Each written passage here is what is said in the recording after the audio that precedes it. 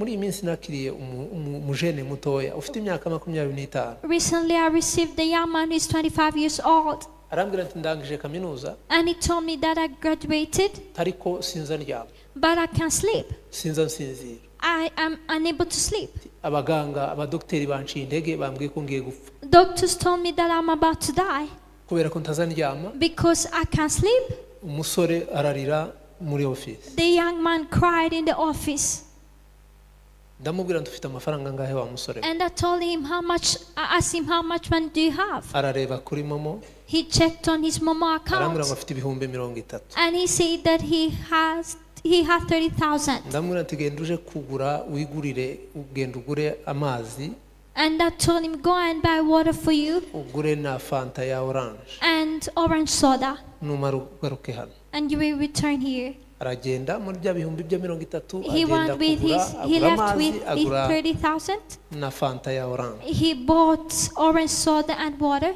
Ageze muri office. And when he came in my Ndamubwira office, ati wabiguze. I asked him, did you buy them? Siwe wabyiguriye. And I told him, isn't you who bought them? Ngiye gusengera ibyo bintu bibiri umaze. I'm going to pray for the 2 things that you bought. Ahasigaye nimara kubisengera urabinywa. And after praying for them, you will drink. Kandi urakira. And you get healed. Dokteri yambwiye ngo ngiye gupfa. And he said, the doctor told me that I'm about to Nishuti die. zanjye bapimye indwara ibintu byose bakambwira ko ngiye gupfa none urambwira ko ndi bukire. Even my friends told me that I'm about to die. How about you? He's telling me that I'm about to get nari healed. nabonye ariko kubera ko niteguye gupfa ntabwo nagakora. I found a good job, but because I know that I'm about to die, I can't do it. Ndamubwira nti guhera uyu munsi ugiye gusinzira. And I told him, from today, you'll be able to sleep. You are well. Buriya Satani azabesha abantu. Satan deceives people. Kandi akakwica ukumva nyine urupfu rwaje. And when he's deceiving, he Ariko may nagira ngo even mbabwire kill ngo hari people. Imana ishobora But I would byose. like to tell you that there is an Hari Almighty Imana God. isumba There is byose. the Most High God. Ijambo rimwe gusa rya Yesu. One word from Jesus. Yesu yakoreshaga ibintu agezeho. Jesus will use what he Urebye mu will bitangaza find. bya Yesu. Thinking about the miracles that Yesu Jesus ntabwo yazaga aje performed. gushaka ibintu kure. Jesus will not look for things far. Ni amafaranga akenewe y'umusoro. Maybe they needed money to pay the Nimba ari hafi taxes. y'inyanja. And if it's near the sea, Ari hafi y'abafite urushundura bashobora he's kuroba. near fishermen who can cast their nets. Kabira ndi mumanuke mu nyanja And he murobe. will tell them, go and fish. Bazana urufi And once they will bring a fish, mu rwasamure. he will tell them, amafaranga. open its mouth and you will get money Muje kwishura umusoro. and be able to pay the Icyo taxes. si igitangaza. Is that a miracle? Yesu ntabwo yazaga aje gushakisha ibintu kure. That Jesus will not look for things far from him. Bamuzaniye impumyi. They will present a itareba. blind man to him, Ikiri hafi ye ni umukungugu. and maybe there is dust near him. Agacira amacandwe mu mukungugu mu He will ivumbi. spat on the dust Agatoba and make a clay from the agasiga dust ku maso y'impumyi. and put it on the eyes of the blind. Kamwe ntigenda ukarabe. And he will tell him, go and wash your face, Impumyi igahumura ikabona. and he will recover his sight. Yesu ntabwo yashakishaga ibintu by'ibitangaza bya Yesu. Ntabwo yajaga gushaka ibintu kure. And when he will be about to do a miracle, he will not look for things far from him. Aribyo. And I found that is Iyo dusengera right. abarwayi. When we pray for the sick Iyo people, dusengera ibintu byananiranye. when we pray for impossible Mu things by'ukuri to ntabwo man, tuja kure.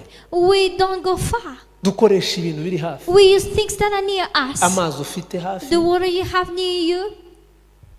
Amen. Amen. Amazi ufite hafi tukayasengera akaba umuti. We pray for the water that you have near and it becomes your Kubera medicine. iki ijambo rikomeye ni irya Yesu. Why? Yesu niwe Because ufite ijambo rya nyuma. Jesus is the one who holds the final say. Yesu niwe uzi utegeka ibintu byose bikera. Jesus can command over all things and they work. Yesu niwe uzi uhindura amateka. Jesus can change the story of your life. Yesu niwe uvuga indwara wari urwaye, diyabete ufite mu mubiri. Jesus is the one who can speak, and the diabetes you Yesu have in your body, nategeka. when Jesus commands, iyo ndwara ntizakwica, the disease will not kill you or take your izaba life. igishakwe n'urugero. It may be a thorn, for Ibi ndwara example. ushobora kubana nayo It may be a disease that you will suffer from all the days of igufasha your kugira life, discipline mu buzima. and it will help you have discipline in Buriya life. hari igihe tunanirwa kugira discipline, Sometimes we fail to have Imana discipline, ikareka ibintu bimwe na bimwe bikatugeraho and God will allow some things to hit kugira ngo us, tubashe kugira discipline mu that we buzima. may have good discipline in our lives. Indwara yaje kubera ko And you're suffering from a disease because you can't control kugira ngo yourself, utazapfa vuba, that you may not die ikareka at an indwara early ikaza, age. He allowed a disease to ukaja kwa hit you. muganga, You go to the hospital, dogiteri akakubuza ibintu bitatu and the doctor will forbid you from taking 3 things wakundaga cyane, that you lacked the noneho most, ugatangira kugira ya discipline. and you will start having Ni discipline. ibiguherekeza kugira ngo uzagere kuri ya myaka Imana And yaguteguriye. it will help you to reach on the age that God prepared for you.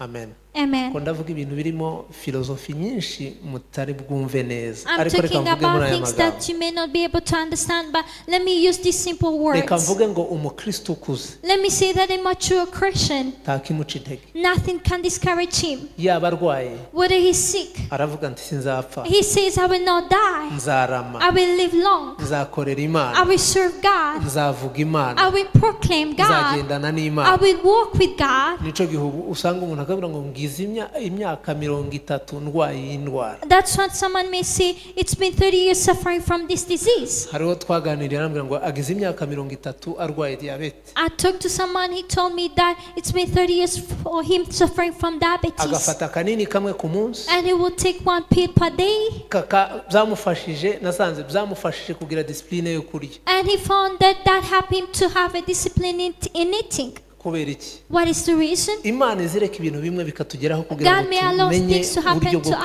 kwitwara. that we may know how to conduct ourselves. Umukristo udakuze acika intege.